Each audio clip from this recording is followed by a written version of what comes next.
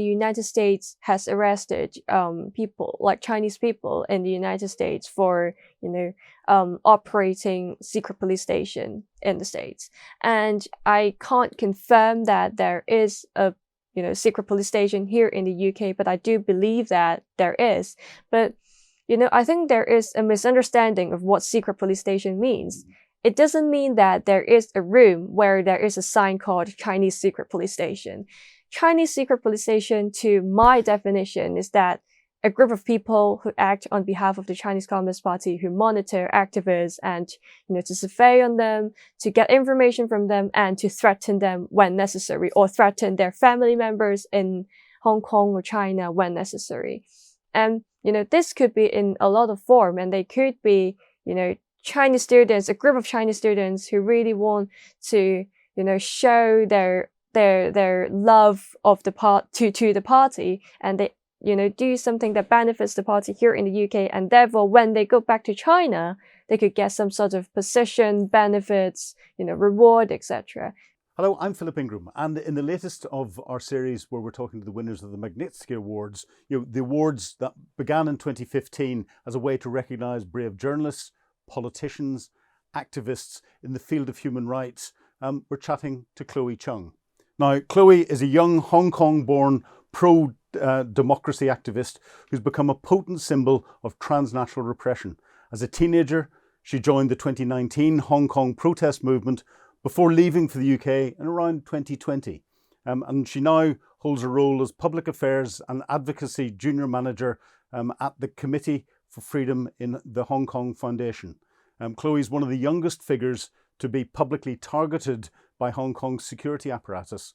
And on Christmas Eve 2024, the Hong Kong authorities issued a national security arrest warrant against her, accusing her of incitement to secession and to collusion with foreign forces, and offered a bounty of $1 million Hong Kong dollars for information leading to her arrest.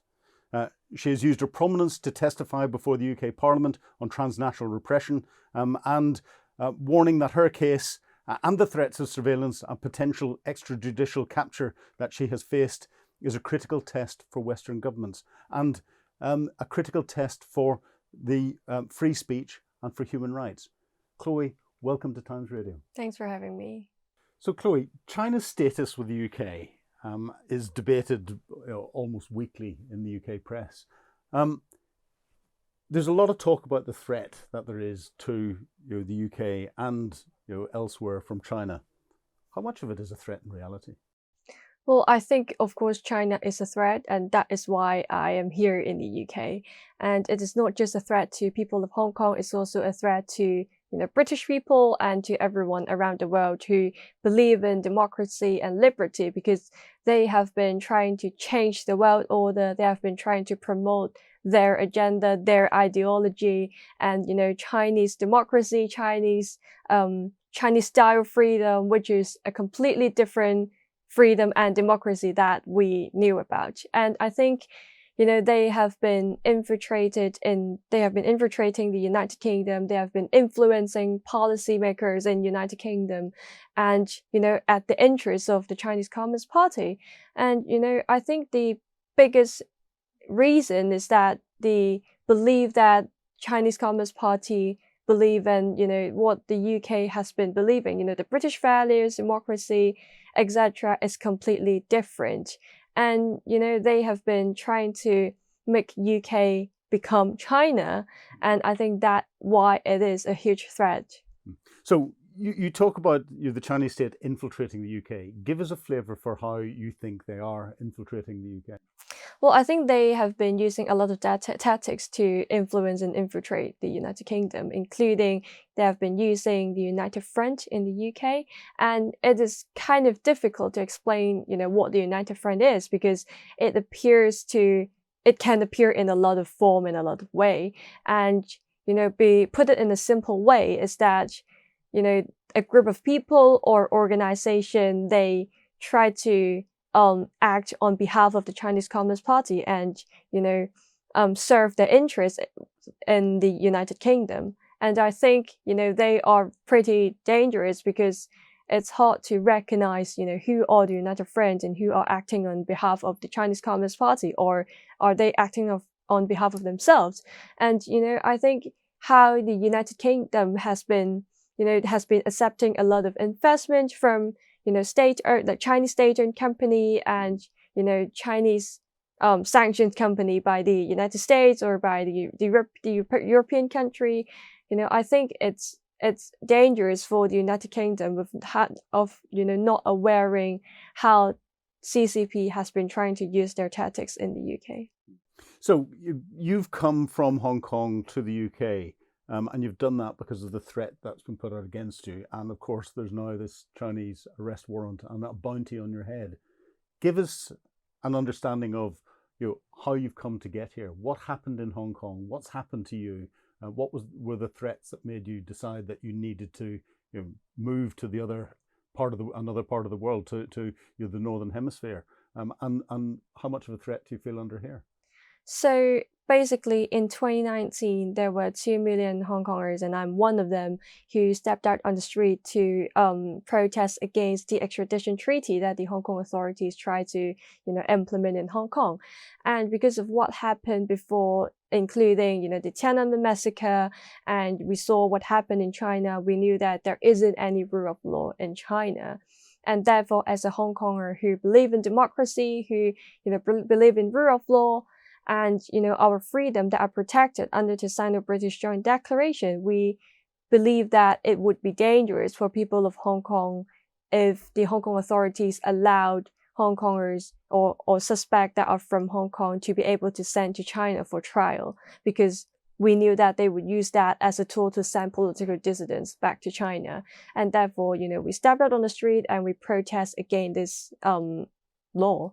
And what happened is that in 2020, the Chinese Communist Party, they imposed something called the Hong Kong National Security Law in Hong Kong, which has a really vague definition of what collusion, secession, and terrorism means. And it also, the judges of this national security law trial would be handpicked by the chief executive of Hong Kong, and there will be no jury, and the maximum imprisonment would be life sentence for all of these charges under the national security law.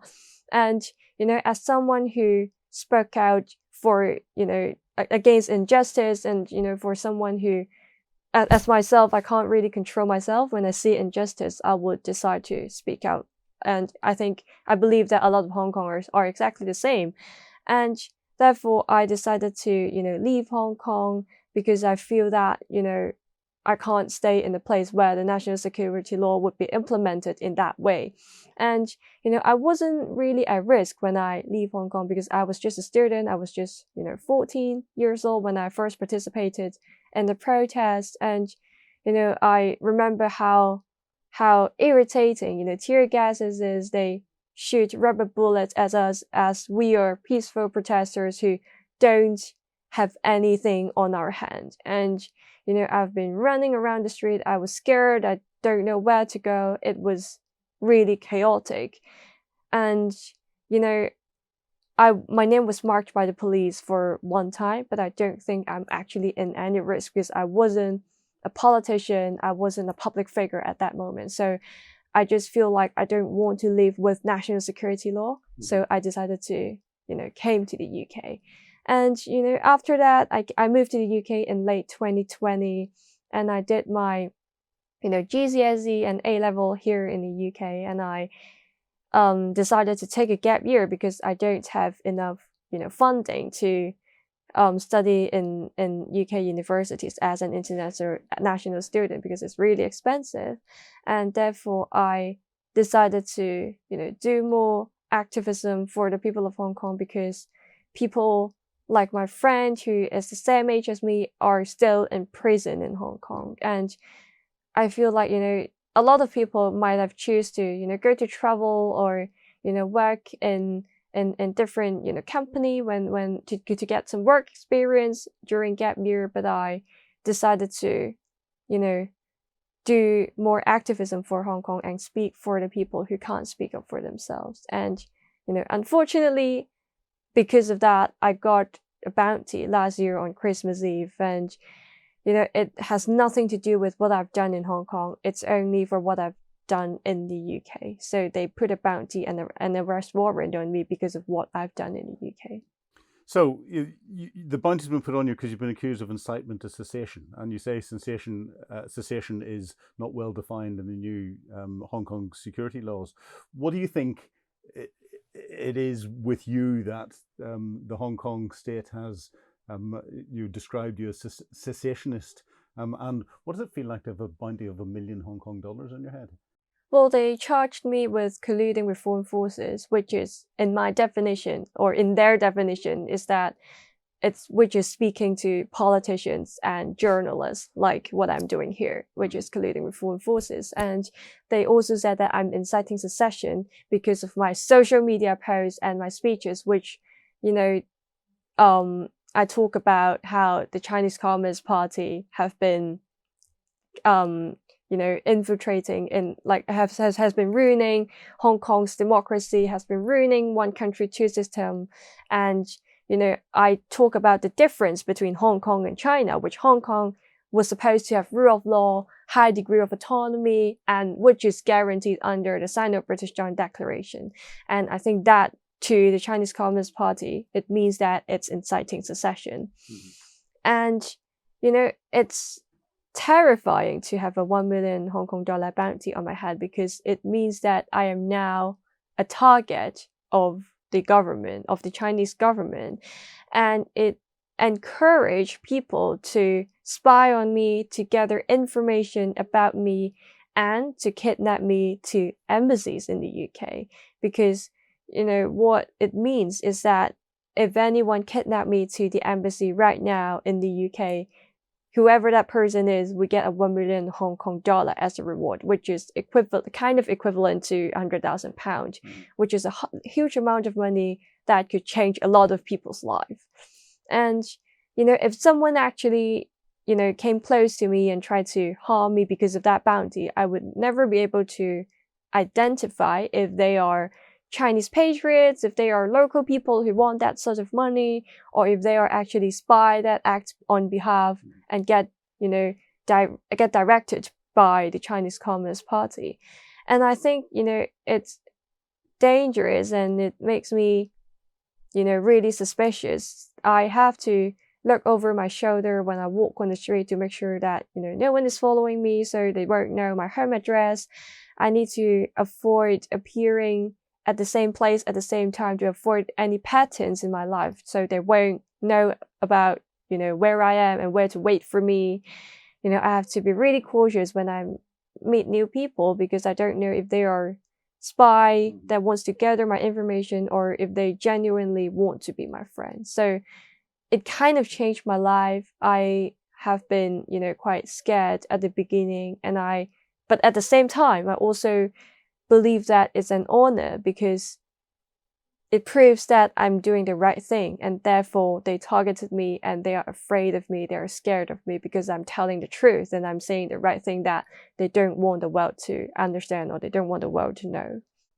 Do you feel let down by the UK because the UK didn't take more robust action against China over the change of the Sino-British agreement that was in place over Hong Kong? Well, I am worried, genuinely worried about the attitude of the UK government towards China. The first thing is that, when you sign the treaty with China and they break the treaty, I think there should be some sort of accountability, and to tell them that if you break our treaty, that would be the consequences. But the fact is, they didn't do anything like that. They just let it break and they ignored it. Of course, I appreciate that the UK government did, a lifeboat scheme for people of Hong Kong, which allowed them to move to the UK.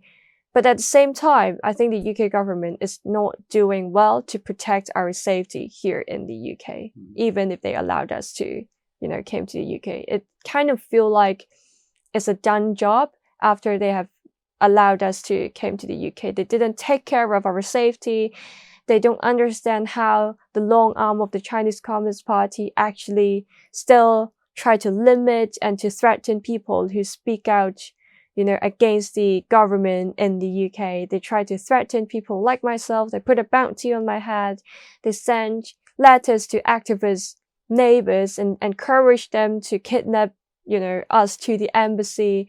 They do a lot of things. They send people to take pictures of us during assemblies, during rallies, etc. They have been, the Chinese Communist Party have been doing a lot of things to threaten us here in the UK, and the UK government is kind of, ignoring it, probably because they are afraid of upsetting China and they want trade deals with China.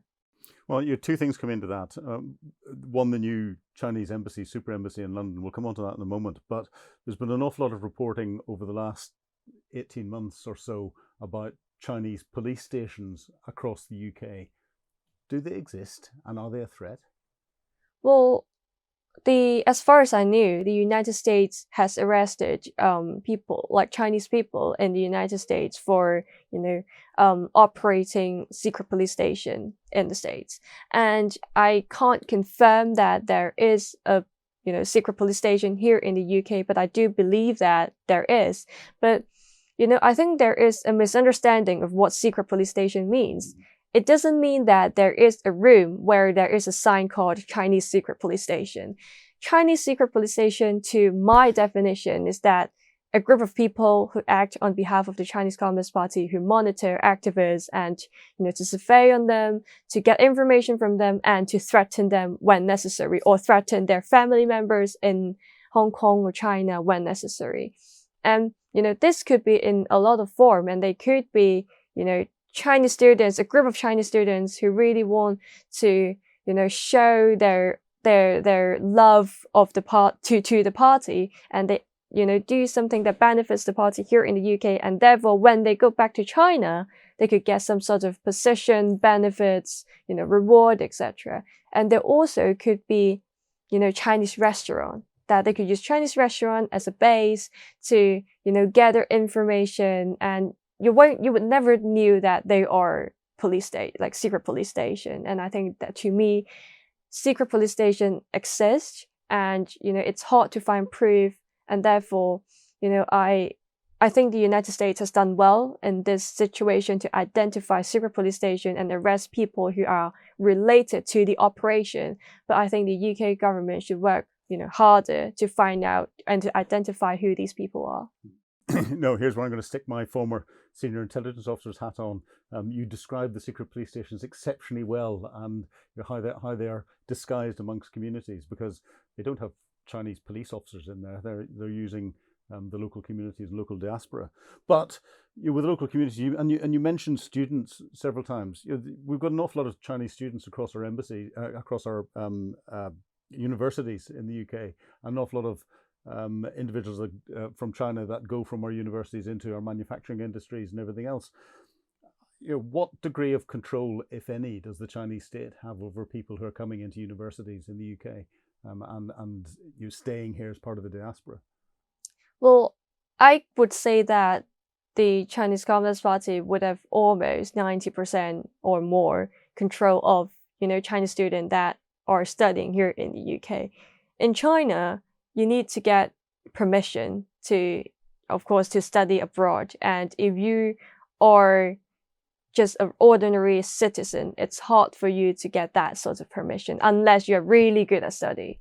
And, people like children of Chinese Communist Party member would be easier to get that permission to study abroad, because the party would think that, oh, you are useful for us, and what you have been studying in the UK, that could benefit us, including, they have been investing in research projects like, technology, artificial intelligence, and they have been sending students with scholarship to all these sorts of subjects. They never invest in subjects like history and, literature, because they don't care, and they only invest in things that they do care about and would benefit their army, that would benefit their technology, etc. And they're stealing intelligence property here in the UK. They do not have to spend too much money in China to do research, because what research that the UK universities have done, they could just steal it, bring it back to China,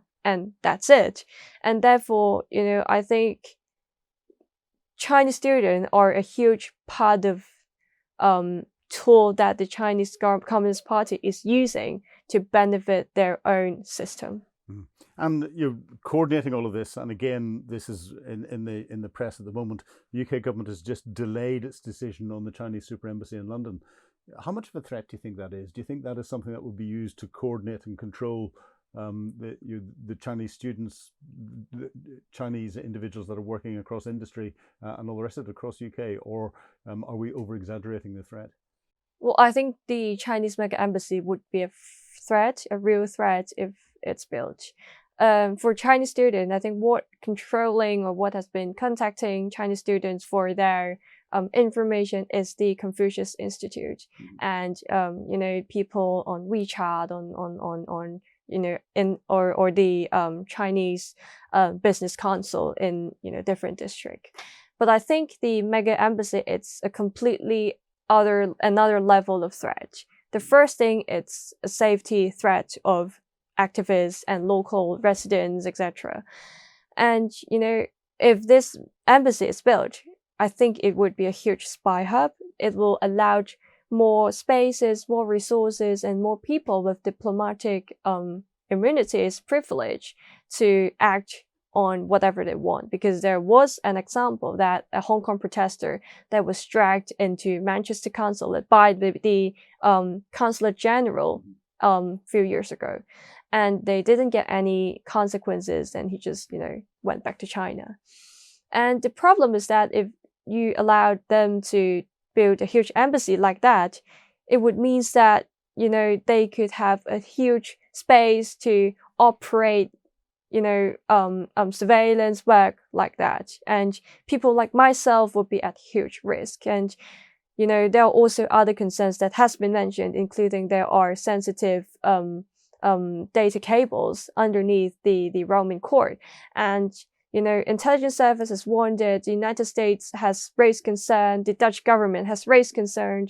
MPs has raised concern. A lot of people has raised concern, and it's worrying that the government still think that China is not a threat. The mega embassy is not a threat, and they, from my perspective, they kind of feel like, these things are conspiracy theory, which is not. The threat is right here. It's real, and it's even more real if you allow them to build, in this historical site, and it will be the largest embassy in Europe. And it is also sending a really, really wrong message that China would be our most important ally and partner if you allow them to build the biggest embassy in the UK. It's also more worrying that if you don't have the ability to say no to China, and because that you are afraid of upsetting China, it's worrying that you now don't have the ability to push back on this ridiculous request. And I'm concerned because of that reason. Now, you've briefed members of Parliament and you've briefed in the UK Parliament. What I'm picking up from what you're saying is it's quite clear that the UK government is not listening to you. Were you received well in Parliament? What was the messaging you were getting back, and why do you think members of the government are not actually listening to you and other individuals who are trying to highlight the threat? Well, I think there is a different attitude in Parliament. I think Labour's backbenchers who had a lot of Hong Kong constituents would understand the threat because they have met enough amount of Hong Kongers who tell them the exact same thing. So it won't be all of us talking about conspiracy theory. It is true. And therefore, I think a lot of backbench Labour MP understand that, but I think the problem is that a lot of front branch Labour MP who are actually in charge of making decisions, they might not receive that well enough. And the problem is that, they kind of think that it's conspiracy theory. They think that it's a political thing. For example, if you look at the spy case, they have been blaming the Conservatives. They have been making it a political thing. And in my perspective, what they should target is not the Conservative Party for making a mistake. They should be targeting the Chinese Communist Party who actually pose a threat here in the UK. And therefore, I think, blaming each other in the UK Parliament is the wrong thing to do for both parties. And the right thing to do is that both parties, they should all blame the Chinese Communist Party. And from an intelligence officer's perspective, you always try to think of things from the opposite perspective. So what do you think Xi Jinping will be thinking as he's sitting there watching everything that's going on in the UK? Well, I think he is really happy of what's going on in the UK. He loves conflict because whatever conflict would benefit him. And, he would love to see people like UK people fighting against each other because, he has been inciting, hatred in the UK as well. And it also dragged Hong Konger into that, conflict. For example, when there was, a rise of right-wing protests, quite a few months ago, there were Chinese people who sent, Hong Kong protests into those, anti-illegal immigrants group. Mm-hmm. And they said, these Hong Kongers are illegal immigrants. Go to the protests and disrupt them and, beat them up. And for us, we knew that it's Chinese people who try to convince British local people to hate us, to think that we are illegal immigrant, to think that, we are here in the UK and try to protest. And, they want to use local people as a tool to beat us up. And of course, fortunately, no one showed up. But that could be an example of how, conflicts internally in the UK would actually benefit the Chinese Communist Party because they're really, really good at using conflicts to benefit themselves. So your activism and bringing to the attention of parliamentarians and the wider country the potential threat that there is from China, or the actual threat there is from China, you've been awarded this Magnitsky Award. What does that mean to you? Well, I think, when we talk about Magnitsky Award, I think it's worth mentioning that Magnitsky Award, it's an award that's set up by Sir Bill Browder in honor of Sergei Magnitsky, who exposed a huge corruption case in Russia that are, by Russian officials and Russian oligarchs. And, and eventually Sergei Magnitsky died and was murdered, to be exact, in Russian prison. And therefore, Sir Bill Browder, he set up a lot of sanctions legislation around the world in the name of Magnitsky to honor him and to, hold human rights abusers accountable. And I think it's I'm really happy to have won this award in recognition of my activism in the UK. And, thank you, Sir Bill Browder, for setting that up and for, supporting a lot of activism, like activists and activism for different, countries and for countries, for people from different countries. And, but I think for me, the most important thing is that this award could also bring the spotlight back to Hong Kong, because now I think with what happened in Ukraine, with what happened in the Middle East, the attention of Hong Kong or in Hong Kong has been fading away. And because there wasn't any protest anymore, because after the national security law, the civil society has been, broken down, all the media outlets has been shut down, opposition party has all been shut down, and there isn't any room for any protest in Hong Kong anymore. And therefore, there's no pictures or videos from journalists that could show that Hong Kong people are still fighting or still protesting. It seems that on the surface level, Hong Kongers have given up, but I think that is not the truth. And having this award, I think it's a really good opportunity to bring Hong Kong back to the attention and to say that, a lot of people like myself, and I believe that a lot of people overseas who have moved to the UK, or even though they are still in Hong Kong, they are still fighting against injustice, still fighting against dictatorship.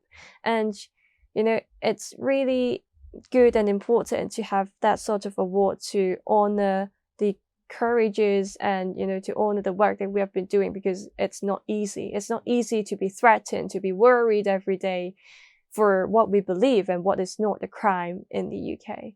And I think, this award is really important, and I, thank Sir Bill Browder for that. Well, Khloe, it's fantastic that you've been recognised for the very good work that you're doing and bringing to attention of the world what is going on in reality. Many congratulations on your award, and thank you very much indeed for talking to us on Times Radio. Thank you so much.